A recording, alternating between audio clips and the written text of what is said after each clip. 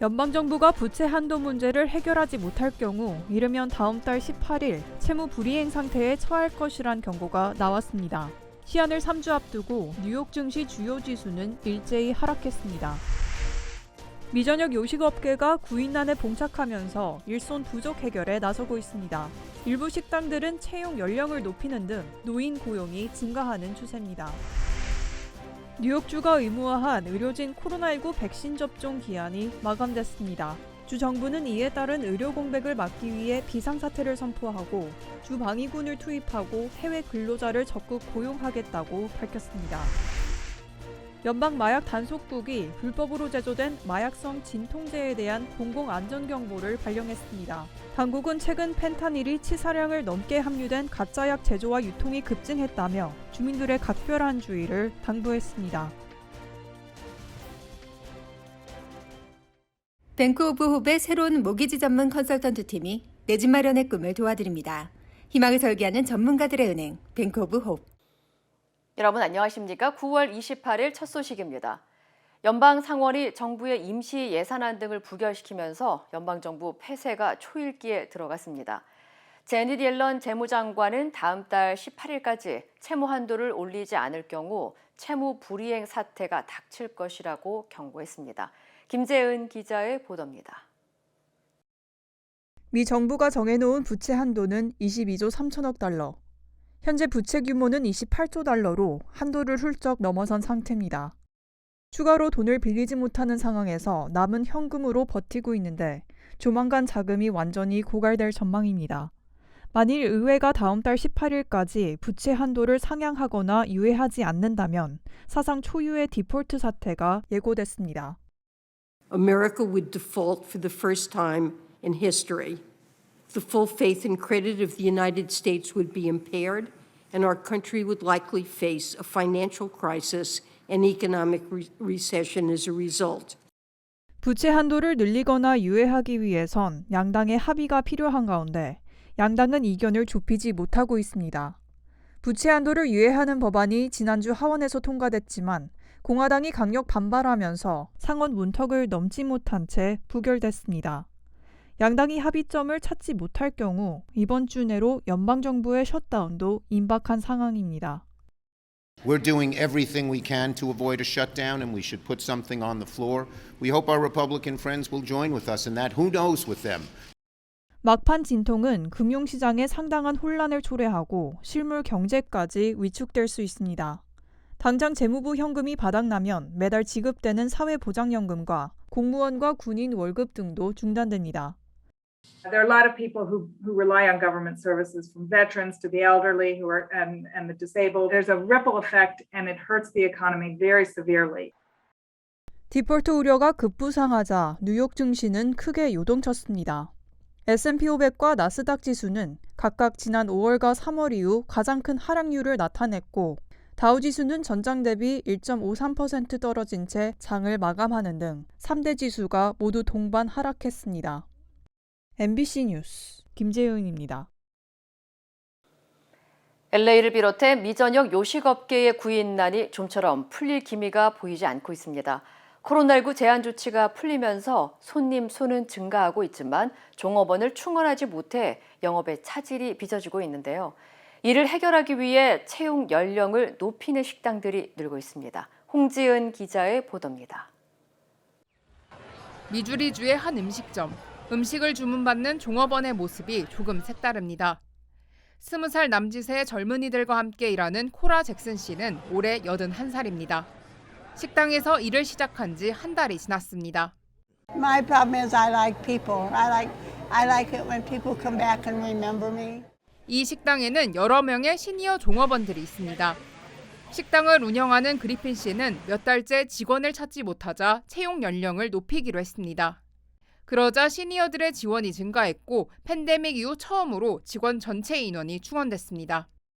You hire the younger ones sometimes and they just don't want to work that hard. And so I like the older folks for the work ethic. 손님들의 반응도 긍정적입니다. 일부 손님이 시니어 종업원의 서툰 대응에 불편함을 드러내기도 하지만 시니어 직원과 젊은 직원을 같은 근무 시간에 배치해 손님들의 불만을 최소화하고 있습니다. Everybody gets along, and I don't know, maybe sometimes when everybody's in the same, genre, maybe there's a little more infighting. 일자리는 많은데 지원자가 없는 상황에서 식당뿐만 아니라 서비스 업계에서 시니어 채용을 확대해야 한다는 목소리가 높아지고 있습니다. 인력난의 주범으로 지목됐던 연방정부의 실업수당 지원금이 종료됐지만 인력 부족 현상은 여전한 상태입니다. 전문가들은 요식업계의 구인난은 팬데믹 이전부터 시작됐으며 식당들이 주로 의존하는 젊은 노동자가 크게 감소한 것이 원인이라고 분석했습니다. MBC 뉴스 홍지은입니다. 뉴욕주가 의료진에게 코로나19 백신 접종을 의무한 가운데 접종을 거부하는 의료진 해고와 강제 휴직이 현실화되면서 결국 인력 부족으로 비상사태를 선포했습니다. 캐서린 호컬 뉴욕 주지사는 최근 백신 접종을 거부하고 퇴직하거나 해고당한 의료진이 늘고 있다며 인력 부족 사태에 대비해 비상사태를 선포한다고 밝혔습니다. 이에 따라 주 당국은 필요한 경우 의료 훈련이 된 주 방위군과 연방정부의 재난의료지원팀을 투입하고 해외 근로자도 적극 고용할 예정입니다. 앞서 뉴욕주는 주 내의 모든 의료진에게 코로나 백신을 최소 한 차례 이상 맞을 것을 의무화했습니다. 이처럼 백신을 맞지 않으면 해고하도록 하는 조치는 뉴욕주를 시작으로 로드아일랜드와 메인, 워싱턴, 오리건, 그리고 콜로라도주 등에서도 시행을 앞두고 있습니다. 연방 마약 단속국 DEA가 펜타닐이 포함된 가짜 조제약 급증과 관련해 6년 만에 처음으로 공공안전 경보를 발령했습니다. DEA 측은 올해 들어 적발된 가짜 마약성 진통제는 950만 개 이상에 달한다며 이는 합법적 조제약처럼 시장에 유통되고 있다고 경고했습니다. 당국은 가짜 마약성 진통제에는 치사량으로 간주되는 2mg이 넘는 펜타닐 성분이 함유된 것으로 확인됐다고 밝혔습니다. 특히 미국으로 수입되는 가짜 조제약 대부분은 멕시코에서 생산되고 중국 등에서 펜타닐 제조에 필요한 화학물질을 멕시코에 공급하는 것으로 전해졌습니다. 당국은 육안으로 가짜약의 구분이 어렵고 SNS 등을 통해 10대들도 쉽게 구할 수 있어 위험성이 더 크다고 강조했습니다. 텍사스주의 한 남아가 더위를 피하기 위해 공원에 설치된 스플래시 패드에서 물놀이를 하다 이른바 뇌먹는 아메바에 감염돼 숨졌습니다. 텍사스주 알링턴시 당국은 최근 한 소년이 공원의 물놀이 시설인 스플래시 패드를 방문해 물놀이를 한 뒤 뇌먹는 아메바로 알려진 네글레리아 파울러리에 감염된 지 며칠 만에 숨졌다고 밝혔습니다. 이후 시 공무원들은 해당 스플래시 패드에서 물 샘플을 채취해 연방질병통제예방센터 CDC에 보냈고 해당 샘플에서 네글레리아 파울러리 아메바가 검출됐다고 설명했습니다. 특히 소년이 방문한 일부 요일에서 스플래시 패드 관계자들이 수질 테스트 기록 등을 제대로 수행하지 않은 것으로 전해졌습니다. 네글레리아 파울러리 아메바는 코를 통해 뇌에 침입해 뇌세포를 파괴하는 것으로 알려졌으며 지난 2010년부터 2019년 사이 34건의 감염 사례가 보고될 정도로 희귀한 질환입니다. 지난 3월 조지아주 애틀란타 스파 두 곳에서 한인 여성 4명 등을 살해한 혐의를 받고 있는 로버트 애런 롱이 무죄를 주장했습니다. 롱의 변호인 측은 오늘 풀턴 카운티 고등법원에서 열린 기소 인부 절차에서 애틀란타 스파 한 곳에서 4명을 살해한 혐의에 대해 무죄를 주장하고 신문을 포기한다고 밝혔습니다. 이에 따라 롱은 자동으로 해당 살인 등 혐의의 유죄를 인정하지 않는 것으로 간주돼 정식 기소와 재판 절차가 시작될 전망입니다. 풀턴 카운티 검찰은 롱에 대해 인종과 성별에 따른 혐오 범죄 혐의를 추가해 사형을 구형할 계획이라고 설명했습니다. 앞서 롱은 지난 7월 체로키 카운티에서 저지른 범행에 대해선 가석방 없는 종신형과 징역 35년을 선고받은 바 있습니다. 흡연자가 비흡연자보다 코로나19로 입원할 확률이 80%가량 높다는 연구 결과가 나왔습니다. 영국 흉부학회 저널 서렉스에 따르면 옥스퍼드대 연구진이 지난해 1월부터 8월까지 영국 바이오뱅크에 등록된 42만 1,500명을 대상으로 건강 기록과 코로나 검사 등을 조사한 결과 한 번도 담배를 피우지 않은 사람보다 흡연자가 코로나로 입원할 확률이 80% 더 높은 것으로 나타났습니다. 이번 연구에서 흡연에 대한 유전적 소인이 있는 사람들이 코로나에 감염될 확률이 45% 더 높은 것으로 나타났고 입원할 확률도 60% 더 높은 것으로 확인됐습니다. 연구진은 흡연이 심장질환과 암 등을 유발하는 것처럼 코로나 감염과 코로나 중증 위험을 높이는 것으로 나타났다고 설명했습니다. 이어 지난해 팬데믹 초기에 흡연이 코로나를 예방한다는 내용의 연구 결과를 반박한다는 점에서 의미가 있다고 덧붙였습니다. 코로나19 백신 부스터샷의 부작용이 2차 접종 때와 비슷하다는 연구 결과가 나왔습니다. 연방질병통제예방센터 CDC 국장은 부스터샷 부작용의 빈도와 유형은 백신 2차 접종 후 나타나는 부작용과 비슷했으며 대부분 경미하거나 지속시간이 길지 않았다고 밝혔습니다. CDC는 8월 12일부터 지난 19일 사이에 백신 안전 스마트폰 앱에 가입한 상태에서 부스터샷을 접종한 2만 2천 명 이상을 대상으로 접종 후의 부작용에 대한 조사를 진행했습니다. 부스터샷 부작용 유형은 접종 부위 통증이 가장 많았고 피로와 두통 등으로 나타났으며 참가자의 2%는 접종 이후 병원 진료를 요청한 것으로 조사됐습니다. 한편 지난주부터 65세 이상 고령자와 기저질환자 그리고 바이러스 감염 위험 직군에 속하는 주민들을 대상으로 화이자 백신의 부스터샷 접종이 시행되고 있습니다. 그룹 방탄소년단 BTS가 오는 11월 LA에서 2년 만에 오프라인 콘서트를 개최합니다.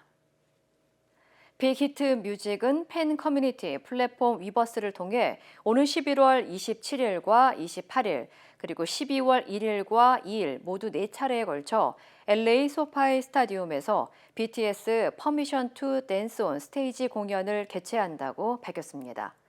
BTS가 오프라인으로 팬들과 직접 대면하는 공연을 여는 것은 지난 2019년 10월 이후 2년 만입니다.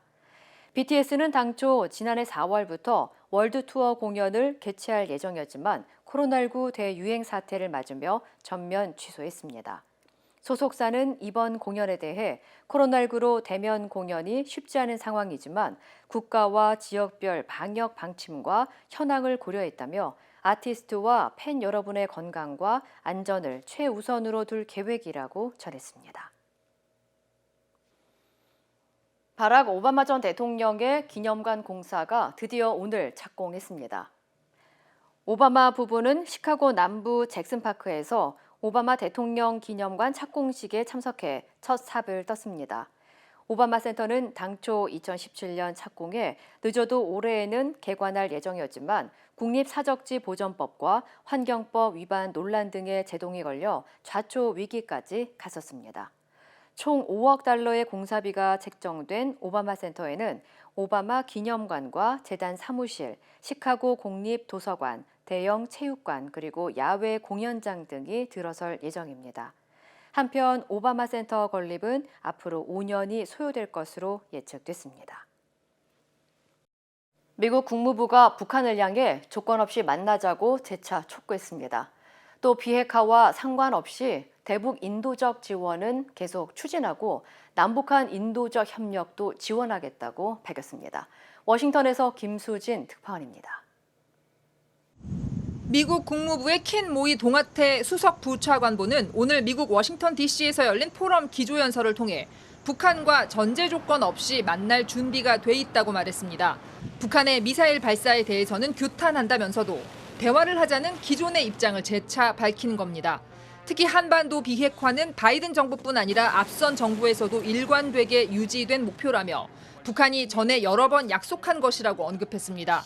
그러면서 바이든 정부의 외교적 접근은 북한과 미국이 과거에 맺었던 이 약속에 기반하고 있다고 강조했습니다. Our diplomatic efforts will build on the 2018 Singapore Joint Statement and other past documents and statements, including the 2018 Panmunjom Declaration. 또 미국은 북한에 대한 인도적 지원 노력을 계속하겠다고 밝혔습니다. 남북이 추진하고 있는 인도적 협력 사업에 대해서도 지원하겠다는 입장을 분명히 했습니다. The United States will continue to support the provision of humanitarian aid consistent with international standards for access and monitoring, regardless of progress on denuclearization. 미국은 조건 없는 대화 참여를 촉구하고 있지만 북한은 미국이 이른바 적대시 정책을 철회해야 대화에 나서겠다는 입장. 한미 연합훈련을 중단해야 대화에 응하겠다는 어제 북한 유엔 연설에 대한 반응을 묻는 질의에 미국 국무부는 언급할 것이 없다며 답변하지 않았습니다. 북한이 조건을 내세우며 대화를 거부하고 나서면서 공은 다시 한미 양국으로 넘어왔습니다. 하지만 두 나라 모두에게 받아들이기 어려운 조건입니다. 워싱턴에서 MBC 뉴스 김수진입니다. 북한이 어제 새벽 단거리 미사일을 발사했습니다. 그동안 공개되지 않았던 극초음속 신형 미사일로 추정됩니다. 정동훈 기자입니다. 올해 들어 6번째 미사일 발사 시험. 이례적으로 열차에서 단거리 탄도미사일을 쏜 지 13일 만입니다. 우리 군은 이번 미사일이 유엔 안보리 제재 위반에 해당하는 탄도미사일인지는 추가 분석이 필요하다고 밝혔습니다. 비행 궤적이나 속도가 북한이 기존에 발사한 탄도나 순항미사일과 전혀 다른 특성을 보였기 때문입니다. 전문가들은 신형 극초음속 미사일에 무게를 두고 있습니다. 개발을 위한 초기 단계 시험 발사의 가능성이 있다는 겁니다. 위성 감시망을 피해서 야간에 발사 준비를 하고 해 뜨자마자 발사한 걸 봐서는 시험일 가능성이 상당히 높다는 거. 앞서 김정은 위원장은 지난 1월 8차 당대회에서 극초음속 무기 개발을 시사한 바 있습니다. 극초음속 미사일은 음속의 5배 속도로 예측 불가능한 궤도로 날아 방공망을 무력화할 수 있는 전략 무기입니다. 현재 미국과 중국, 러시아만 보유하고 있습니다. 국방부는 즉각 유감을 표명했습니다. 한반도 정세 안정이 매우 기묘한 시기에 이루어진 미사일 발사에 대해서 유감스럽게 생각하고 있다. 미국 국무부는 규탄 입장을 밝히면서도 북한의 대화를 촉구해 외교적 해결 기조가 유지되고 있음을 분명히 했습니다. MBC 뉴스 정동훈입니다. 대장동 개발 관련 의혹에 대한 정치권의 공방이 확산하고 있습니다. 여당은 곽상도 의원 아들의 퇴직금 50억 원을 뇌물로 규정했고 국민의힘은 이재명 후보가 몸통이라며 맞고발했습니다. 최경재 기자입니다. 이재명 후보는 반격 수위를 더 높였습니다. 곽상도 의원 아들의 퇴직금 50억 원 등을 거론하며 이번 사건을 국민의힘과 토건 세력의 유착이라고 규정하고 이번 기회에 개발 이익을 환수하는 제도를 만들겠다고 정면 돌파에 나섰습니다. 앞뒤 모르고 천방지축으로 뛰고 있는데 본인들이 파놓은 구덩이에 곧 빠질 겁니다. 화천대유 대주주 등이 민간업자로 대장동 사업에 참여한 것에 대해선 당시 정치권에 돈을 줬던 집단이 수사와 구속으로 공중분해된 걸로 알았다며 자신은 전혀 몰랐다고 해명했습니다. 민주당 지도부는 퇴직금 50억 원을 뇌물로 규정하며 대가성을 규명해야 한다고 발을 맞췄습니다. 동시에 화천대유 고문을 맡았던 원유철 전 의원과 권순일 전 대법관을 언급하며 박근혜 정권 실세가 주도한 야당 게이트, 국민의힘발 법조 게이트라고 화살을 돌렸습니다. 국민의힘은 퇴직금 50억 원의 유감을 표하면서도 전체 이익금 1조 원과 비교하면 이건 머리카락 수준이라고 해명했습니다. 국민들 마음에 분노와 상처를 남겼습니다. 하지만 이는 머리카락 수준에 불과합니다. 1조 원에 이르는 이익금 중 50억입니다. 그러면서 중요한 건 사업을 누가 설계했느냐라며 이재명 후보 그리고 당시 성남도시개발공사와 화천대유 관계자를 배임 혐의로 검찰에 맞고발했습니다. 여기에 경기 평화부지사를 지낸 이화영 전 의원의 보좌관 출신 이한성 씨가 화천대유 임원이란 점도 지목하며 이 지사 등은 국정감사에 나오고 특검도 수용하라고 총공세를 폈습니다. 하지만 이와 관련해 이 지사는 이한성 씨가 보좌관을 한 건 2004년부터 1년에 불과하고 당시는 자신이 정치를 하기도 전이었다며 차라리 같은 이 씨라는 점을 거론하라고 반박했습니다. MBC 뉴스 최경재입니다. 아들의 50억 원 퇴직금 논란으로 사퇴 압박을 받고 있는 곽상도 의원이 의원직 사퇴 요구를 거부했습니다. 수사 결과를 보고 결정하겠다는 건데 국민의힘 이준석 대표는 제명 절차도 밟을 수 있다고 압박했습니다. 이기주 기자입니다. 아들의 50억 퇴직금 파문으로 의원직 사퇴 요구에 직면한 곽상도 의원은 당장은 사퇴할 뜻이 없음을 분명히 했습니다. 곽 의원은 SNS를 통해 수사의 성실히 임해 대장동 사업의 진짜 주인이 누구인지 밝히겠다며 수사 결과에 따라 책임질 부분이 있다면 모든 책임을 지겠다고 했습니다. 또 아들의 성과급 50억 원에 대한 뇌물죄 수사를 신속히 요청한다면서 자신은 대장동 사업에 영향력을 행사한 바가 없다고 주장했습니다. 50억 원 퇴직금 논란에 2030 세대 등을 중심으로 이른바 내로남불 비판이 거세지면서 국민의힘에서조차 의원직 사퇴 요구가 잇따르고 있지만 모두 거부한 겁니다. 이준석 대표는 곽 의원이 사퇴를 거부하면 의원직 제명 절차를 밟을 수 있다고 압박했습니다.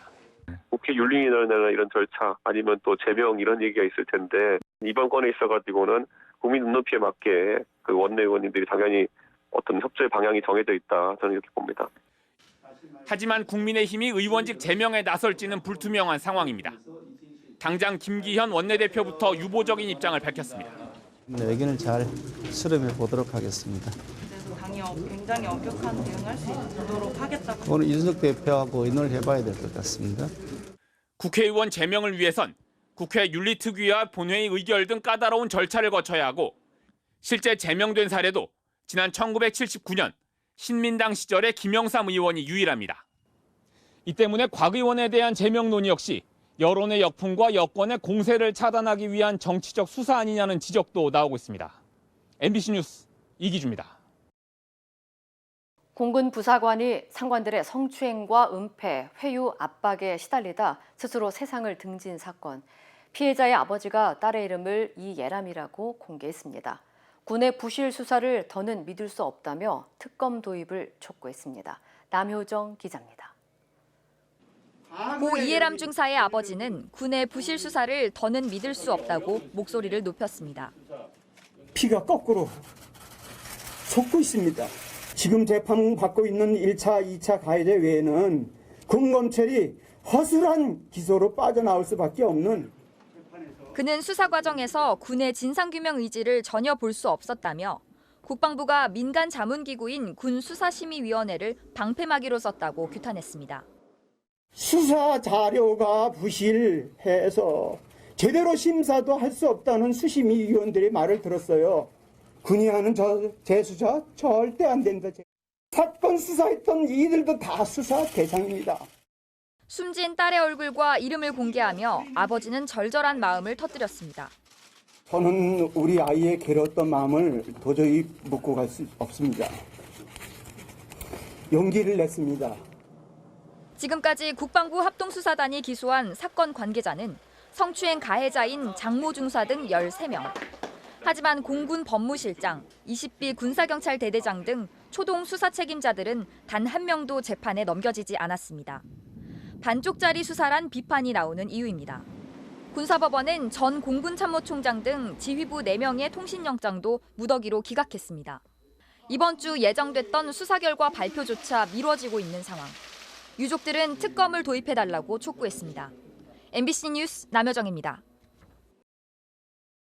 일제강점기 강제노역 피해자들에 대한 일본 전범기업 미쓰비시 중공업의 배상 책임이 확정된 지 3년이 흘렀지만 미쓰비시 측은 철저히 외면하고 있습니다. 결국 배상금 마련을 위해 미쓰비시의 국내 자산을 팔아 현금화해도 된다는 결정을 한국 법원이 처음으로 내렸습니다. 공윤선 기자입니다. 지난 2018년 대법원은 미쓰비시 중공업의 배상 책임을 확정 판결했습니다. 양금덕 할머니 등 피해자 5명에게 각각 1억 원에서 1억 5천만 원을 배상하라고 한 겁니다. 하지만 미쓰비시 측은 3년이 다 되도록 모르쇠로 일관했고 피해자들은 위자료를 받아내기 위한 강제집행 절차에 착수했습니다. 결국 법원은 미쓰비시 중공업에 압류된 국내 자산인 상표권과 특허권의 매각 명령을 결정했습니다. 이들 자산을 팔아서라도 피해자들에게 위자료를 지급하도록 한 겁니다.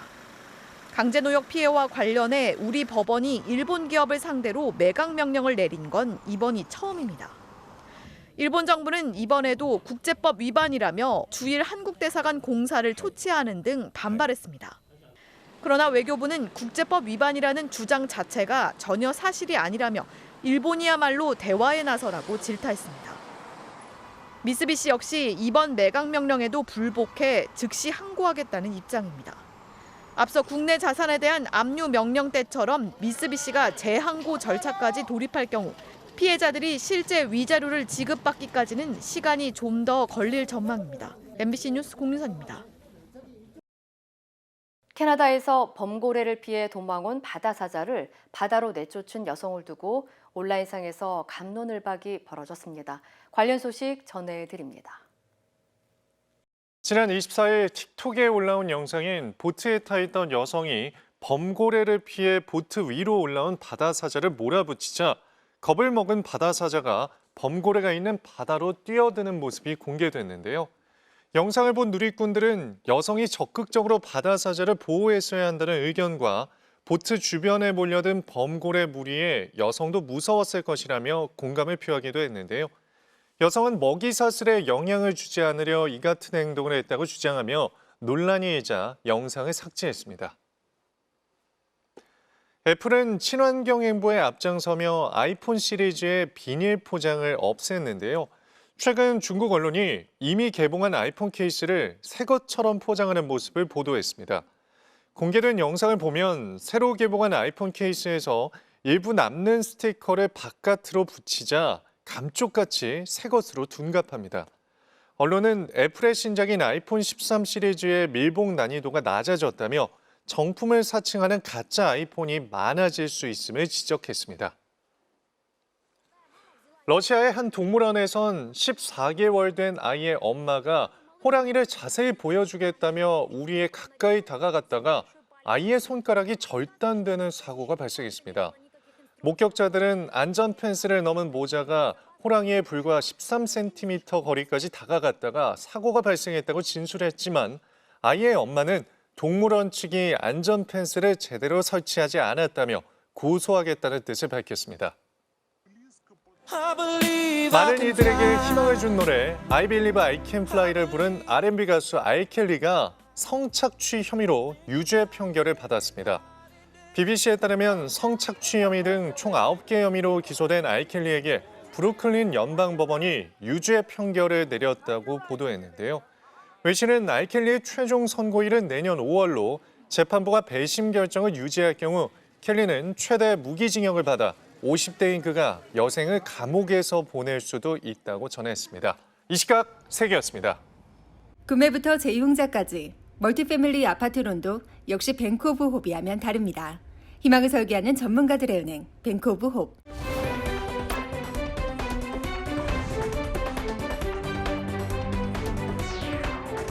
투데이 이슈톡입니다. 인도에서는 교육열이 워낙 높아 대입시험과 국가시험 등에서 부정수법이 날로 진화하고 있다는데요. 이슈톡 첫 번째 키워드는 좋은 머리가 아깝네, 천재들의 커닝입니다. 샌들 밑창을 들추자 안에 뭔가 들어있죠? 지난 26일 인도 라자스탄주 교사 임용시험에 참여한 응시자들이 블루투스 장치가 든 샌들을 신고 커닝을 시도하다 딱 걸린 겁니다. 시험 전 경찰이 시험 부정을 막기 위해 모바일 인터넷을 차단하기로 하자 이들은 신발 밑창 안에 블루투스 장비를 갖춘 샌들을 샀는데요. 조사 결과 돈을 낸 수험생은 귀에 착용한 무선 이어폰을 통해 답을 전해 듣기로 했다고 합니다. 하지만 계획은 실패했는데요. 샌들을 판매한 일당이 시험 전날 시험장 주변에서 장비가 작동하는지 점검하다가 경찰에게 덜미가 잡힌 겁니다. 현지 경찰 관계자는 부정행위를 막으려고 모바일 인터넷 접속을 차단하자 블루투스 이어폰을 동원한 진화한 커닝이 시도됐다며 이런 조직은 기술에 점점 정통해지고 있다고 밝혔습니다. 중국이 최근 에어쇼를 통해 첨단 무인기들을 공개해서 눈길을 끌었는데요. 두 번째 키워드입니다. 중국판 글로벌 호크, 첨단 공격형 드론 공개입니다. 알록달록한 연기꼬리를 그리며 창공을 가르는 고기의 비행단의 모습입니다. 중국 최대 에어쇼인 제13회 중국 국제항공우주박람회가 광동성 주하이에서 개막했습니다. 다음 달 3일까지 이어지는 이번 에어쇼에선 육상 국경과 해상 정찰에 실전 운용 중인 첨단 공격형 드론 우전 7이 처음으로 등장했는데요. 이 드론은 고고도에서 선회하며 육해상을 정찰한다고 해서 상용이란 별칭이 붙었는데 날개폭 24m, 동체 길이 14m로 중국 드론 중 가장 큰 규모를 자랑합니다. 적의 항공모함이 접근하면 미사일로 타격한 뒤 현장을 사진으로 촬영해 평가 임무를 맡을 예정이라는데요. 인도 태평양 해역에서 미국과 유럽 동맹국 함정의 충돌이 빈번한 가운데 중국이 남중국해에서 정찰과 공격 능력을 과시하려는 의도로 풀이됩니다. 최근 일본 한 해변에서 해양 생물들이 죽은 채 발견이 됐습니다. 네 번째 키워드입니다. 홋카이도에선 무슨 일?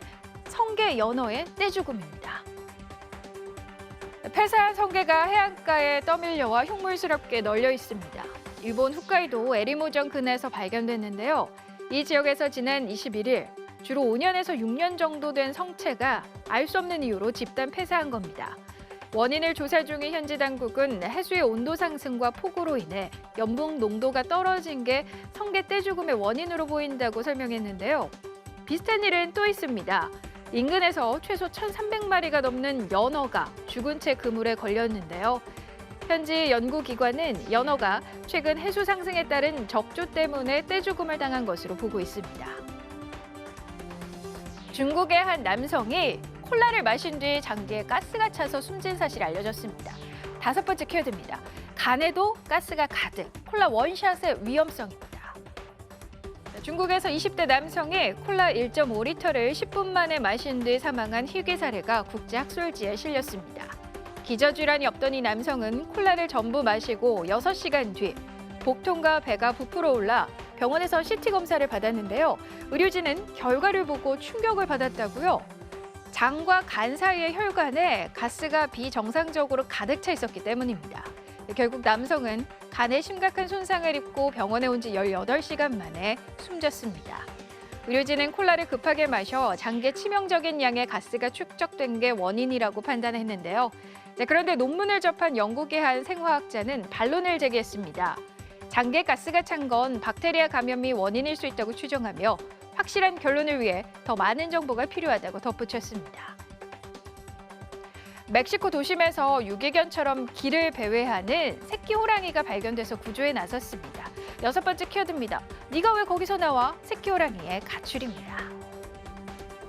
멕시코 중남부의 한 도시에서 경찰과 실랑이를 벌이고 있는 건 바로 새끼 호랑이인데요.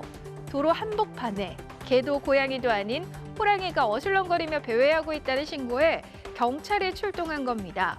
지난 26일 현지 언론에 따르면 멕시코 보안당국은 도로를 방황하던 생후 5개월 된 벵골 호랑이를 포획해 출몰 원인을 조사하고 있다는데요. 경찰 관계자는 처음엔 사람들이 개를 호랑이로 착각한 게 아닌가 했지만 호랑이가 분명히 깜짝 놀랐다고 전했습니다. 다행히 인명피해는 발생하지 않았고요. 구조된 새끼 호랑이는 동물원에 보내졌다고 하는데요. 현재 동물보호단체는 맹수를 몰래 반려동물로 키우는 가정이 있다며 사람과 동물 모두를 위해 강력한 단속이 필요하다고 전했습니다. 투데이 이슈 투기였습니다.